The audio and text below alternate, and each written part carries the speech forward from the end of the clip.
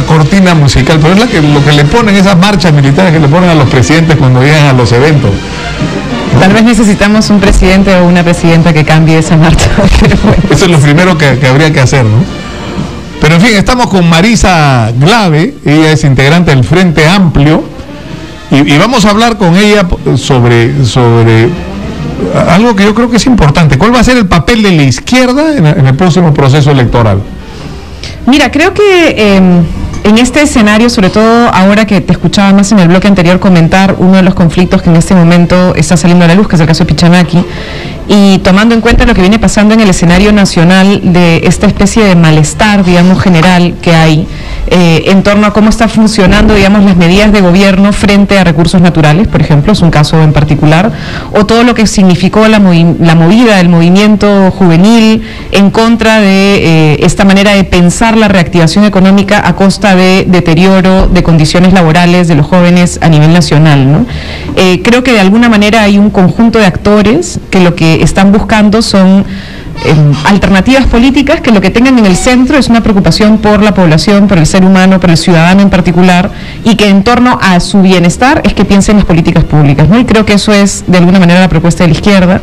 Creo que además empata con muchas de las cosas que están en discusión ahora, pero tenemos un reto grande de articularnos para ver cómo presentamos algo más públicamente en el país ahora. Claro, ¿no? el tema es la desarticulación de la izquierda, porque la izquierda en determinado momento ha sido el 30% o más del electorado nacional desde la época de la Asamblea Constituyente, ¿no es cierto?, el año 78, 79, pero el problema es que el papel de la izquierda ha sido determinante más allá de lo que la gente, yo creo, termina de percibir. Por ejemplo, en el momento que había que elegir entre Armando Villanueva del Campo y Fernando Belaúnde, quien hizo presidente a Fernando Belaúnde fue la izquierda. Fue con el voto de la izquierda que Fernando Belaúnde le ganó a Armando Villanueva. Para empezar, ¿no?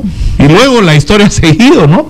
Porque con el voto de la izquierda... El primer caso que yo recuerdo, digamos, se ven por temas de edad, digamos, es Fujimori, ¿no? O sea que vino después. Sí, que vino después. Sí. No, o sea, en el voto contra Vargas Llosa, se votaron por Fujimori, en determinado momento incluso compartieron espacios en el gabinete, después el romance terminó en uno de esos divorcios horrorosos.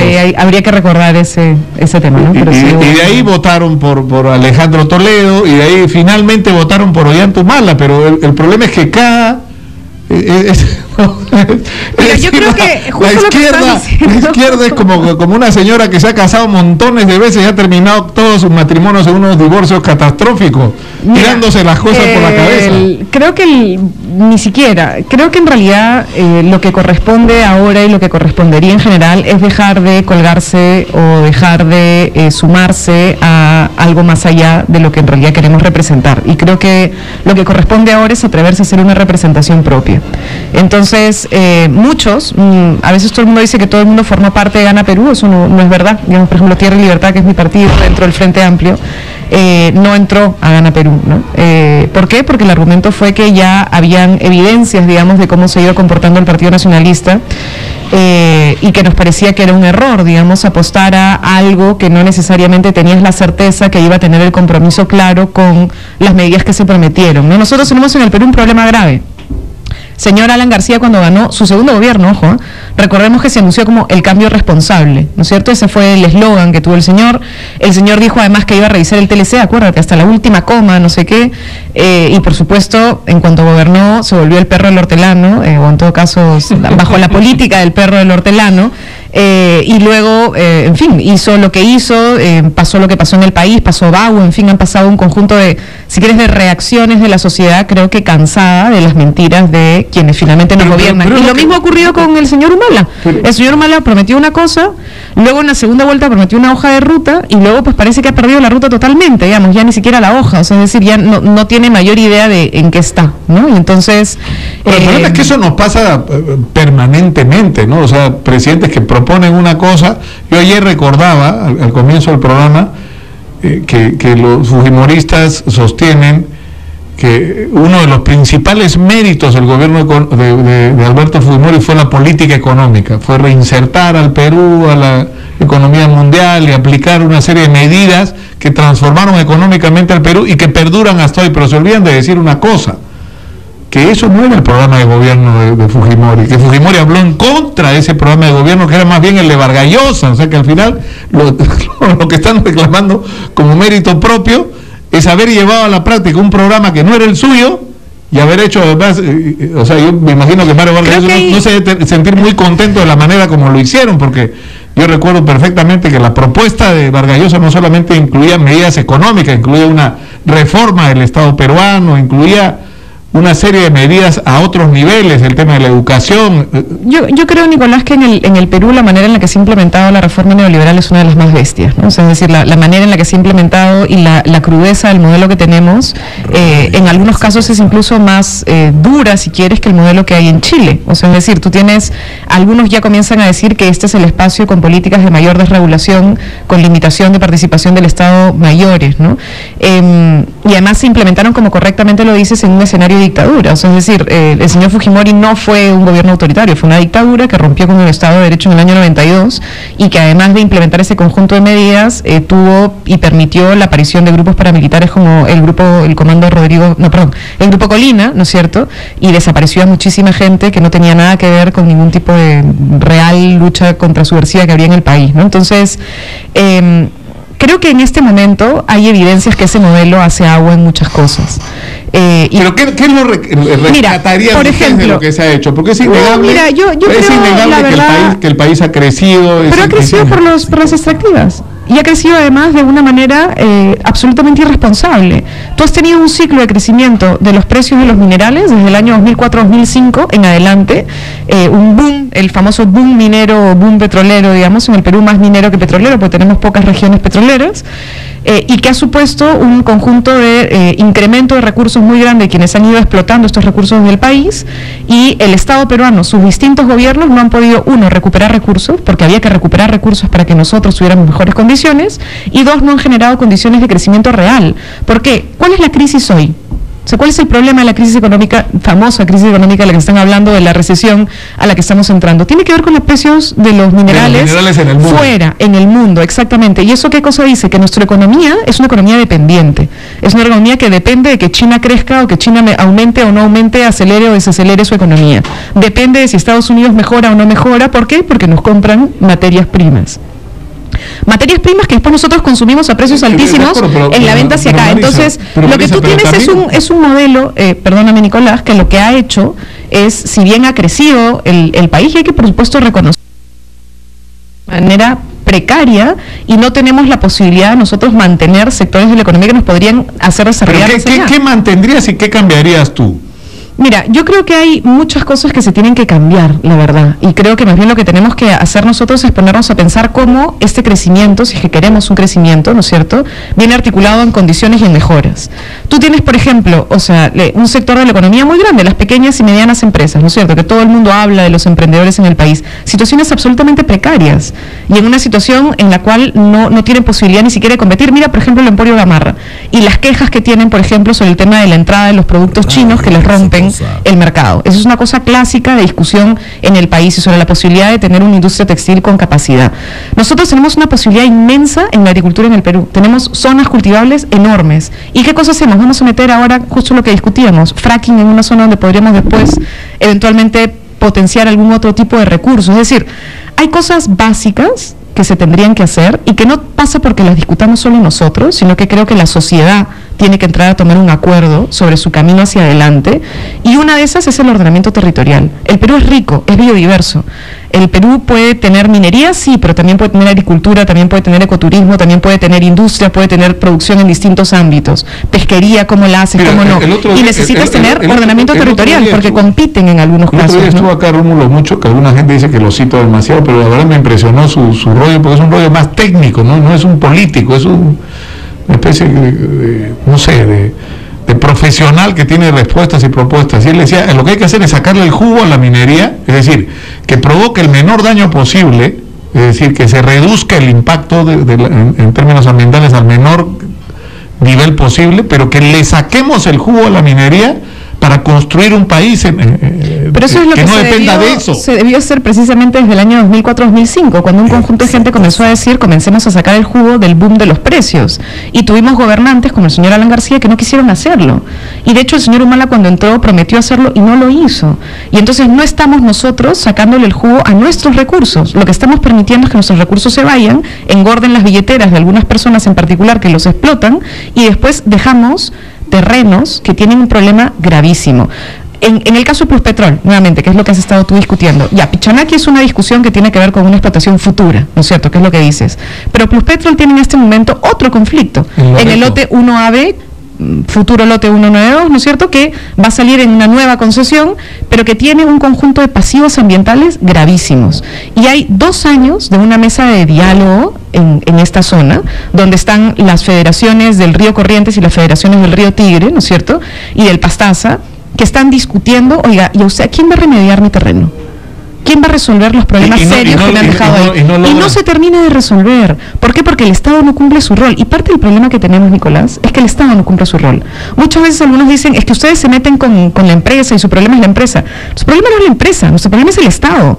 Porque las empresas hacen lo que el Estado permite que se haga.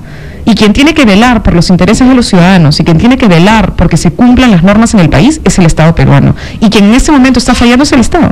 ¿Cuántos años tienes, Marisa? Tiene que ver con un asunto estrictamente electoral, porque para ser presidente, candidato a la presidente, tienes que tener 35 años. No tengo 33. No puedo ser candidata a la El otro día escuché que alguien me proponía y dije, debo tener cara de vieja ya. Yo te pregunto al revés, porque no tienes cara de tener 35. No, tengo 33. ¿Y quién debería ser, según tú, el candidato a la presidencia de la izquierda? A mí creo porque por lo que me dices, yo entiendo que tú piensas que la izquierda debe dejar de colgarse de otro y construir su propia opción. Así pierde esta elección. Sí. Porque mira lo que ha pasado en Brasil. ¿Por qué no ha pasado en el Perú lo que ha pasado tipo Brasil, por ejemplo? Si quieres, donde Lula va y se choca y pierde hasta que llega un momento que gana las elecciones y ahora no hay quien lo saque. O ponte casos como el de Bolivia, por ejemplo, porque tú me dices quiénes cumplen o quiénes no cumplen. El señor Evo Morales ha cumplido con lo que dijo que iba a hacer. Y ahora tienes a Bolivia como uno de los países con más crecimiento en la región y con mayor aprovechamiento de sus recursos, por ejemplo. Y la verdad que la gente miraba con desprecio. Los políticos decían... Que dice, no, bueno, señor es el que más crece, es el que tiene la economía en mayor pujanza hoy en la región, que incluso se da el lujo de decir que ahora Bolivia presta a países andinos, cosa que antes no era posible porque era un país quebrado, un país absolutamente dependiente de otros, digamos, y que hoy empieza a tener una política de soberanía real, ¿no? ¿Qué cosa creo yo? Yo creo que la izquierda y en general yo creo que quienes quieren una transformación en el país, Nicolás, y que creemos que esta democracia es una democracia cooptada y que creemos que la transición democrática hizo exactamente lo que tú has dicho, es decir, recuperó fórmulas democráticas pero dejó intacto el modelo Fujimori. Lo dejó intacto, no tocó nada. Incluso lo que ocurrió es que el señor Toledo construyó el segundo piso, el señor Alan García le dio Eso era su campaña. Sí. El señor Alan García lo que le dio fue esta especie de ola ideológica vinculada al perro del hortelano, y el señor Humala, pues lo que está es simplemente... el señor ni siquiera está en piloto automático, Nicolás. Ha dejado que otro maneje. Bueno fuera que él esté ahí con un piloto automático. Hay otros manejando su gobierno, ¿no es cierto? Y haciendo lo contrario y totalmente opuesto a lo que él dijo. O sea, no es que puso la economía en piloto automático, sino que le dio el timón a alguien más y está atrás, ni siquiera está de copiloto, lo están llevando atrás de paseo, ¿no? Entonces, en fin, a mí me da muchísima pena que eso sea así, por las expectativas que generó. Marisa, hay una pregunta que es inevitable que tiene que ver con la corrupción, porque durante mucho tiempo se asoció el hecho de que la gente de izquierda no era corrupta, pero lo que se está viendo en Brasil, lo que se está viendo en Argentina, donde gente de izquierda está involucrada en escándalos de corrupción, es como la prueba de que la corrupción no se distingue de ideología. El problema es que el poder es una enorme tentación y el manejar recursos millonarios del Estado, ¿no?, termina cambiando a la gente. Yo creo que es fundamental que venga de donde venga algún caso posible de corrupción, debe ser denunciado, ¿no? Yo fui regidora en la Municipalidad de Lima, algunos lo recordarán, y a mis manos llegó la denuncia de 2 personas que podrían haber estado vinculados a un tema de corrupción, de manejo de su imagen a través de ventas de terrenos. Y yo lo denuncié al Consejo, y eran gente cercana a nosotros. me parecía que había que denunciarlo, ¿no? O sea, me parecía que eso era una cosa que se tenía que decir. Mucha gente me criticó, me dijo que cómo era posible, que eran compañeros, y dije, esto no se trata de compañeros, esto se trata de tener las cosas claras, ¿no? Y permitir que las cosas sean como son. Marisa, tenemos llamadas del público, llamadas, porque nos hemos pasado conversando demasiado y ya se nos acaba el tiempo para esta secuencia. Tenemos llamadas del público. Buenas tardes, adelante, escuchamos. Sí, buenas tardes. Quisiera realmente, no solamente saludarles. Sí, no le escuchamos, si se acerca por favor al... A ver, ¿me escucha, Nicolás? Ahora sí. Ya, Nicolás, le decía, primero un saludo a ustedes y a Marisa, pero para decirle que realmente nuestro Perú en este momento está viviendo una crisis, y es porque se han aliado los fujimoristas y los apristas, hay que resaltar. Entonces en este momento tiene la obligación moral, creo yo, la izquierda, que unirse, y creo que el candidato ideal es Marco Arana, por cuanto realmente nuestro país se va a declive, porque realmente sabe que mire cómo es posible que Alan García, después de hacer tanto en nuestro país como es el tema de Bagua, y realmente intente postular, y los procesos judiciales están cayendo. Oiga, la fiscalía, el poder judicial, ¿qué está pasando? ¿O es que lo tienen todo controlado estos apristas? Realmente yo sí estoy tan indignado como peruano, y estamos esperando justamente una opción. Yo creo que esta vez la izquierda no tiene que hacer alianzas ni pactos con ningún movimiento, la izquierda tiene que ir sola, y esperamos que así sea, por cuanto Ollantumala ha demostrado que no ha hecho lo que ha prometido, y todos los que eligieron a Ollantumala están esperando una opción. En este caso tiene que ser la opción la izquierda. Muchas gracias. Buenas tardes. No, muchas gracias por llamar. Adelante, tenemos otra llamada en la línea. Escuchamos. Aló, buenas tardes. Yo creo que la gente que opina que existe una oposición ideológica en el Congreso está equivocada, ¿no? Porque serán 3, 4, 5 congresistas que valientemente resisten al modelo, ¿no? Pero sin embargo, cuando se ponen de acuerdo todos para hacer la ley servir del sector público, la ley antijoven, ¿no? La ley laboral, la ley de las AFP, votan casi todos en mayoría. Eso muestra pues que en el Congreso no hay una oposición ideológica, por lo tanto no podemos decir que hay una izquierda en el Congreso. Lo que nosotros tenemos es más bien una clase de partidos dirigidos a veces incluso, que se llaman de izquierda, pueden ser dirigidos por la oligarquía. ¿Por qué? Porque por ejemplo la invitada no ha mencionado, por ejemplo, que el problema del Estado no es que el Estado no cumple las normas. El problema del Estado es que las normas están mal, y una de esas normas es, por ejemplo, que permite las concesiones. La nueva norma que debemos tener es una norma que el Estado tenga derecho a ejercer empresa pública y a manejar empresa minera, que las minas sean de los peruanos, no que se den concesiones al sector privado.